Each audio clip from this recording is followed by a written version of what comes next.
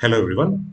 सो आज के इस वीडियो में हम लोग डिस्कस करेंगे the topic of this combination of cells. ठीक है, पार्ट वन में हमने जो डिस्कस किया था वो एज पर एनसीईआरटी। ठीक है, अब अगर जेई और नीट में उससे कुछ अगर एक्सटेंशन पूछते हैं, एनसीईआरटी तो आपको पढ़ना ही है। ठीक है, एनसीईआरटी में जो चीज़ मैंने डिस्कस किया था वो तो any topic in that matter it is important for board as well as for JEE and NEET. ठीक है, बट जेई और एंट्रेंस में थोड़ा कुछ एक्सटेंशन भी पूछ सकते हैं, तो वो सारी चीजें हम लोग इस वीडियो में डिस्कस करेंगे। ठीक है, सो सबसे पहले हम लोग देखते हैं the topic of series grouping. ठीक है, या सीरीज कॉम्बिनेशन।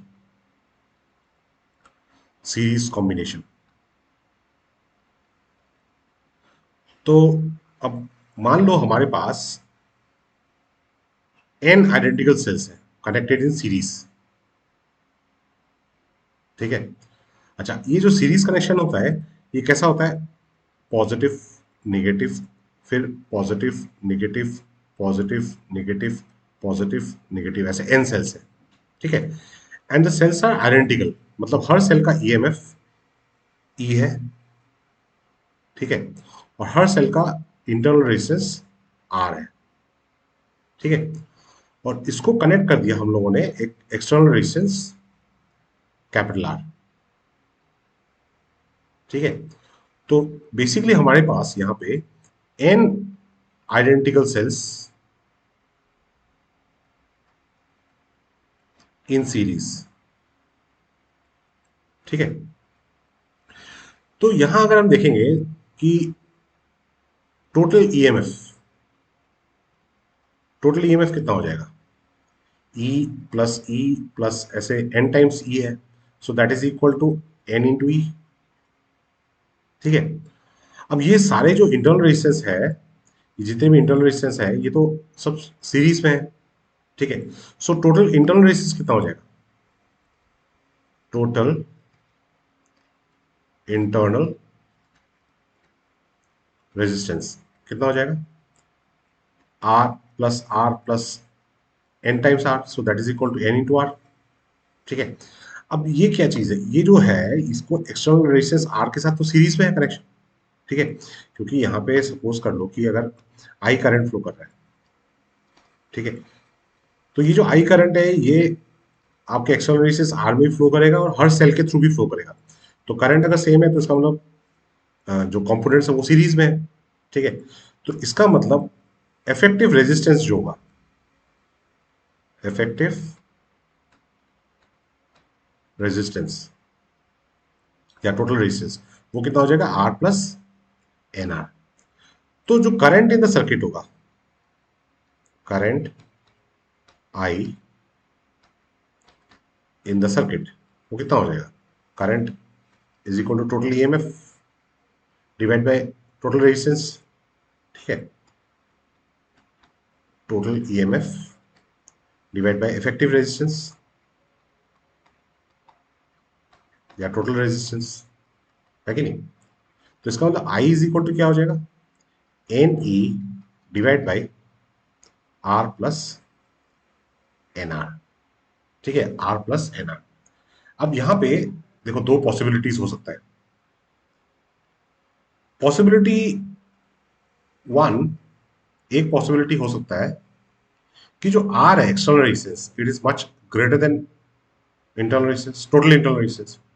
और एक पॉसिबिलिटी हो सकता है कि जो एक्सटर्नल रेजिस्टेंस है much smaller than total internal resistance.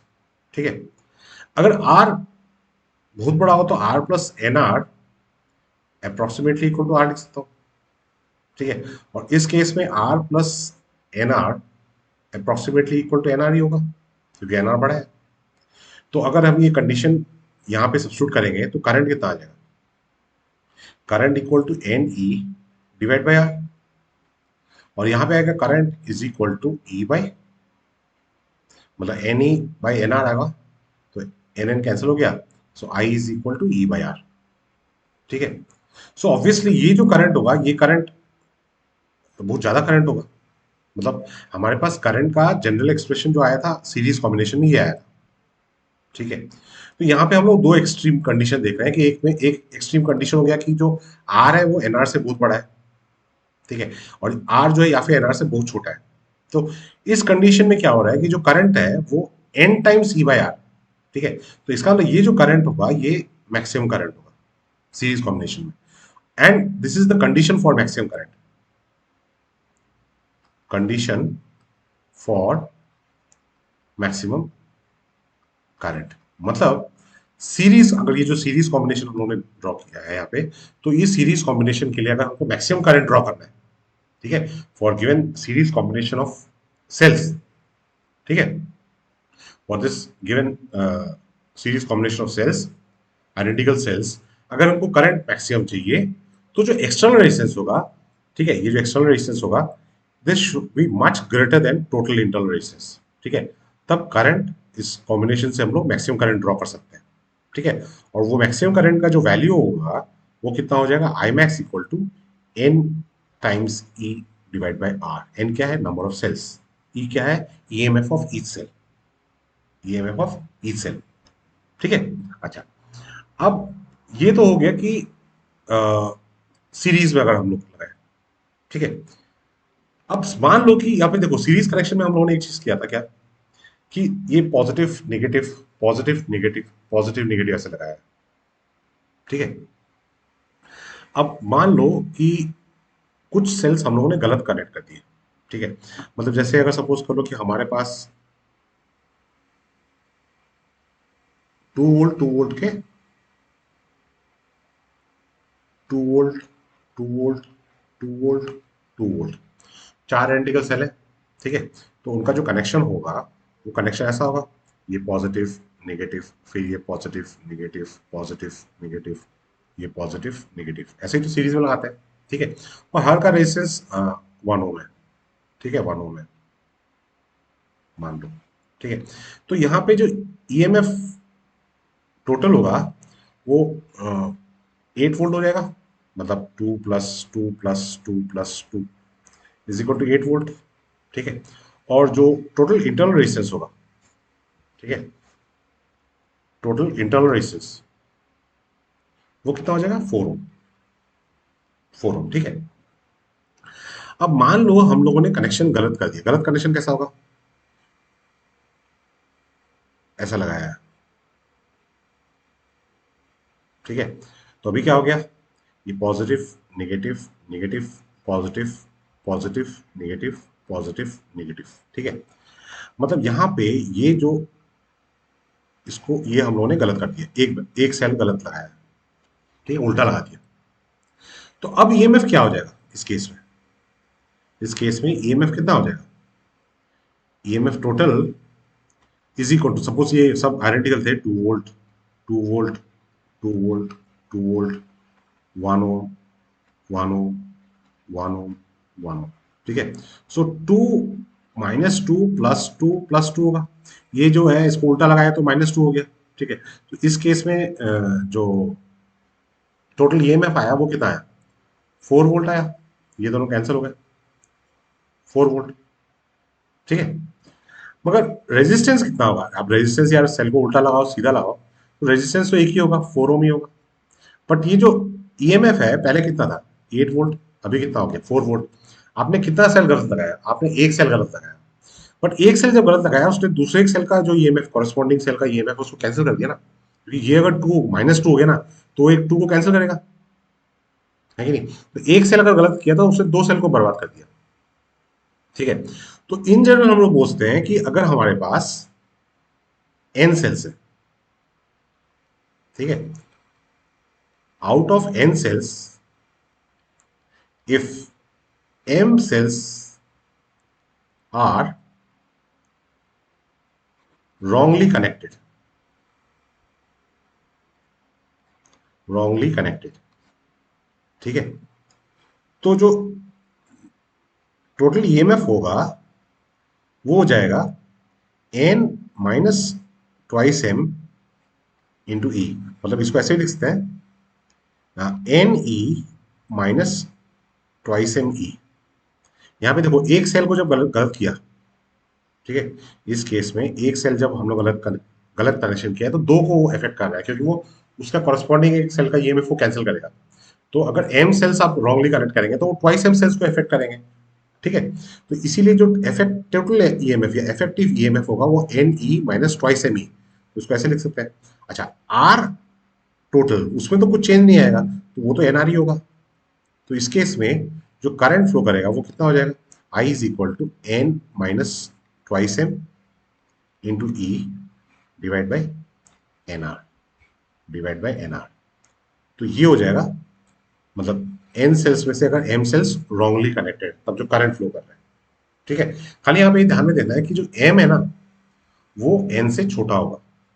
मतलब जैसे अगर 4 सेल है, ठीक है, 2 सेल रॉन्गली कनेक्टेड है, ठीक है, 5 सेल है तो से 4 सेल रॉन्गली कनेक्टेड है या 3 सेल रॉन्गली कनेक्टेड है, तो ये जो 5 होगा ये 4 या 3 जो लिखा है वो 5 से छोटा होगा ना। टोटल सेल्स जितने होंगे उसमें से कुछ सेल ही तो आप गलत कनेक्ट करेंगे, ठीक है, और सारे गलत उल्टे हो गए तो वो तो सही हो गया। मतलब सारे सेल्स अगर ऐसे हैं सपोज, ऐसे कनेक्ट करना है, ठीक है, और आपने ऐसे कनेक्ट कर दिया, सॉरी ये उल्टा कनेक्ट कर दिया,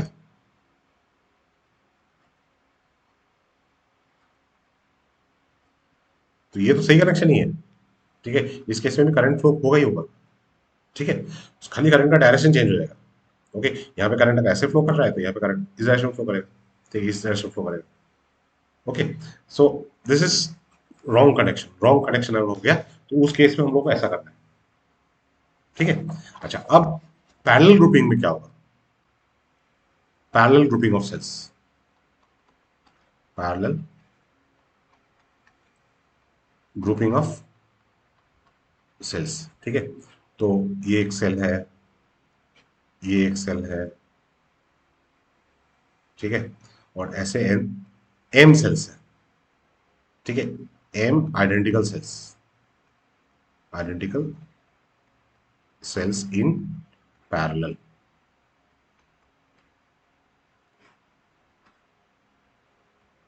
ठीक है, और इस कॉम्बिनेशन को कनेक्ट किया है with external resistance capital R. तो यहां पे हर सेल का ईएमएफ ई, हर सेल का इंटरनल रेजिस्टेंस आर, ठीक है। अब पैरेलल में है तो एक सेल के अक्रॉस अगर ईएमएफ ई है और हर के अक्रॉस में ई है तो टोटल भी तो ई होगा। पैरेलल में तो पोटेंशियल सेम होता है, ठीक है।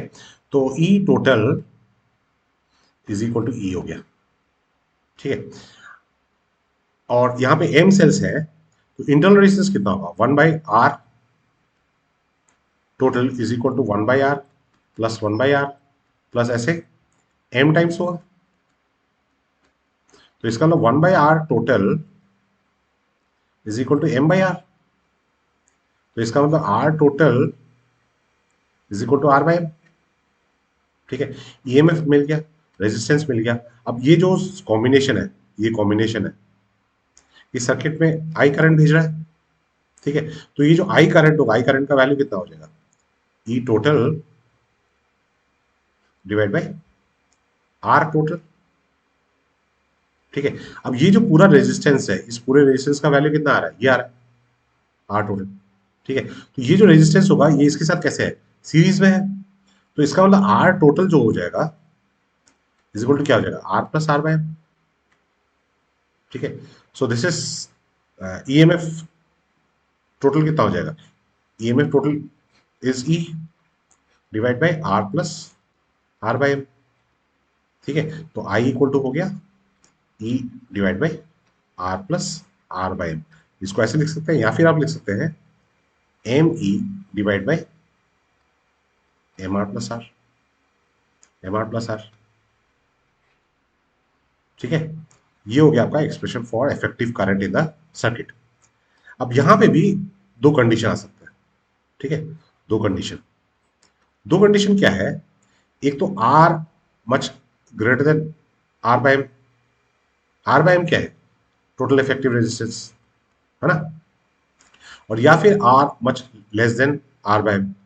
मतलब एक्सटर्नल रेजिस्टेंस, ये हो गया, इस कंडीशन में हो गया कि एक्सटर्नल रेजिस्टेंस जो है यहाँ पे external resistance is much greater than the total internal resistance, और या फिर external resistance is much smaller than total internal resistance, ठीक है। तो इस केस में क्या हो जाएगा, R plus R by M approximately equal to R होगा, और यहाँ पे R plus R by M approximately equal to R by M होगा, क्योंकि आर बाई एम पड़ा है। तो यहाँ इस कंडीशन में करंट क्या आएगा, करंट इक्वल टू आ जाएगा ई डिवाइड बाई आर। ठीक है, यहाँ पे क्या आएगा, I is equal to E divide by R by M, so that is equal to M times E by R. ठीक है, ऑब्वियसली यहाँ पे इस केस में एम मल्टीप्लाई बाई ई हो रहा है, तो जितने ज्यादा सेल होंगे करंट उतना ही ज्यादा होगा, तो इसका मतलब ये है मैक्सिमम करंट। ठीक है, तो ये हो गया आपका मैक्सिमम करंट। ठीक है, and this is the condition for maximum current, condition for maximum current. ठीक है, तो इसका मतलब पैरेलल ग्रुपिंग ऑफ सेल्स, ये जो पैरेलल ग्रुपिंग ऑफ सेल्स है इसमें करंट का मैक्सिमम हो रहा है when total internal resistance is much greater then external resistance. ठीक है, when current is maximum when total internal resistance is much greater than external resistance। अब पैरेलल में जो कंडीशन आ रहा है, पैरेलल कॉम्बिनेशन में से मैक्सिमम करंट का कंडीशन, ये सीरीज कॉम्बिनेशन का उल्टा आ रहा है। ठीक है, सीरीज कॉम्बिनेशन का उल्टा आ रहा है। सीरीज कॉम्बिनेशन में हमको क्या मिला था कि सीरीज कॉम्बिनेशन में कंडीशन फॉर मैक्सिमम करंट क्या था कि condition for maximum current is external resistance R जो है एनआर से बड़ा है, मतलब external resistance is much greater than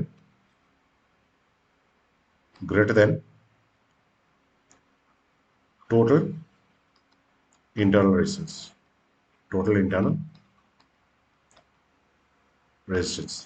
ठीक है, तो सीरीज ग्रुपिंग और पैरेलल ग्रुपिंग में condition for maximum current direct उल्टा है। ठीक है, एक में आएगा, सीरीज में आ गया एक्सटर्नल रेजिस्टेंस इंटरनल रेजिस्टेंस से बड़ा होना चाहिए। ठीक है, और पैरेलल ग्रुप में आ गया कि इंटरनल रेजिस्टेंस एक्सटर्नल रेजिस्टेंस से बड़ा होना चाहिए। ठीक है, अच्छा अब नेक्स्ट देखते हैं मिक्स्ड ग्रुपिंग ऑफ सेल्स। ठीक है, मिक्स्ड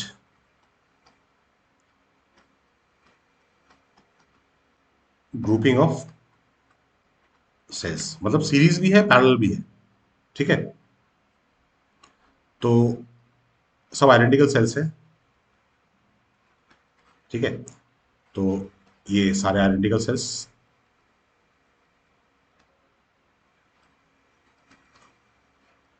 तो सबका ईएमएफ ई है,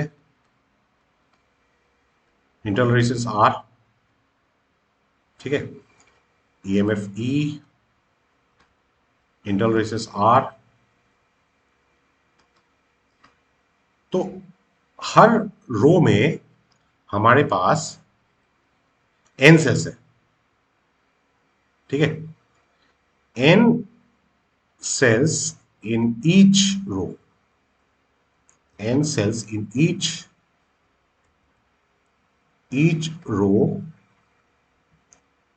and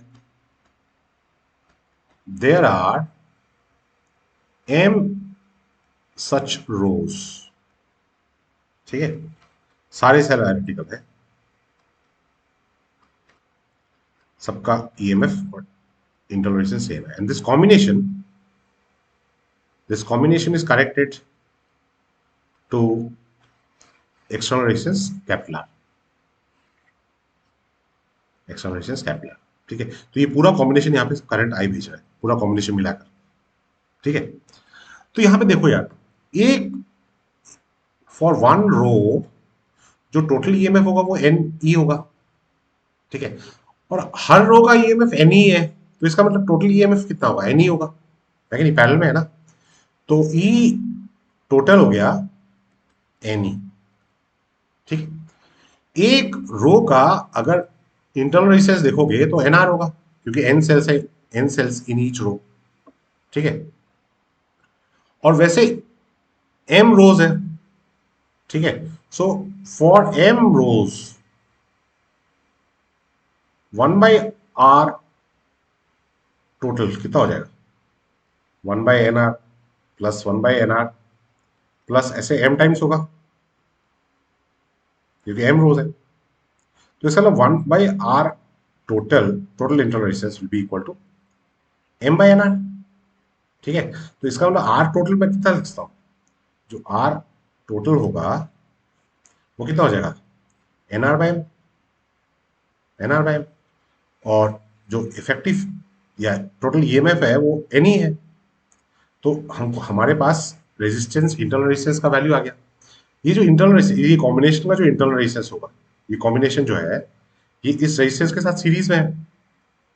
ठीक है, तो यहाँ पे जो रेजिस्टेंस टोटल रेजिस्टेंस होगा वो कितना हो जाएगा, आर प्लस nr/m। ठीक है, टोटल रेजिस्टेंस आ गया, टोटल ईएमएफ आ गया। तो इन दोनों को अगर मिलाओगे तो यहाँ से हम लोग करंट निकाल सकते हैं। ठीक है, सो करंट का वैल्यू कितना हो जाएगा, जो ये इफेक्टिव करंट फ्लो कर रहा है।